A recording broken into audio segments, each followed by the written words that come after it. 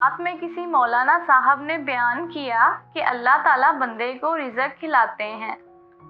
एक नौजवान ने ये बात सुनकर दिल में ये बात ठान ली कि मैं खाना नहीं खाता, देखता हूँ कि अल्लाह ताला रिज़्क कैसे खिलाते हैं। वो नौजवान जंगल की तरफ निकल गया।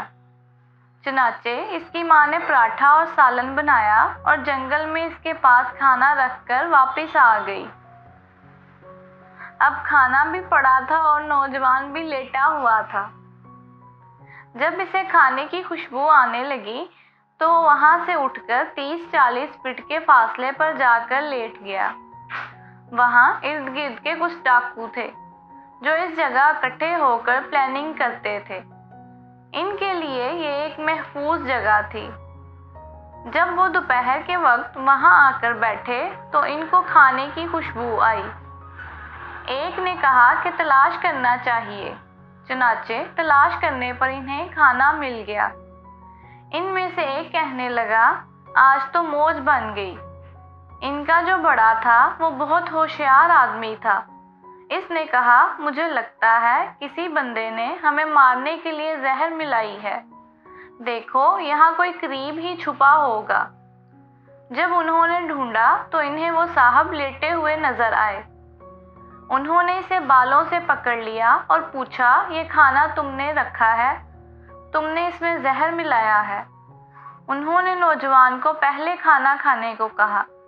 नौजवान ने कहा, जी मैं नहीं खाता। अब इनको पुख्ता यकीन हो गया कि इसमें जहर है। इनके बड़े ने कहा, इनको 2 जूते लगाओ, फिर खाएगा। लेकिन वो खाना खाने से इनकार करता रहा। जब बेहद्दो हिसाब जूते लगने लगे तो इसने खाना खाना शुरू कर दिया और वाकया भी सुनाया और मिलकर रोटी भी खाई। उन्होंने इसे छोड़ दिया।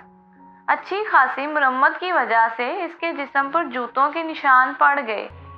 वो बेचारा घर आ गया। अगले जुमा बेचैनी से इंतज़ार करने लगा।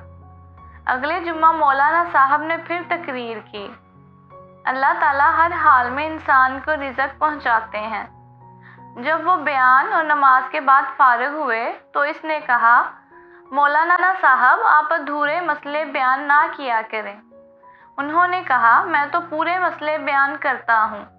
वो कहने लगा, आपने पिछली दफ़ा कहा था कि जिसका रिज़्क हो अल्लाह इसको पहुँचा के रहते हैं। उन्होंने कहा, हाँ ये पूरी बात है।